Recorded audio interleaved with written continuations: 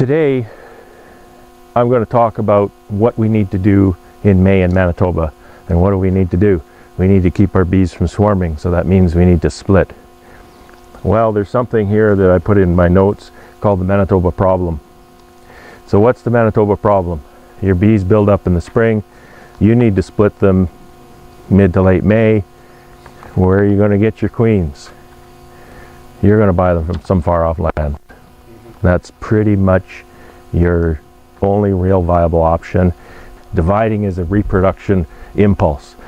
And you know that among every species on the planet, there is nothing stronger that drives a being than a reproduction impulse. And that's what drives the bees to swarm. Worker jelly and royal jelly are different composition. So when that egg hatches and that larva appears, the bees start to feed it.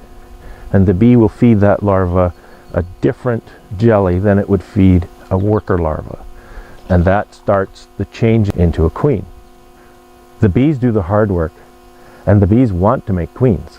All you need to do is give them what they want anyway. The essence of what Mel discovered was to feed that queen, the cell has no bottom. He takes his hive tool and he cuts the bottom out of that cell under that larva. Because this larva is obviously too old. How old would and that so be? is this one. I don't know if John maybe can tell me, but that's probably about 4 days after hatch.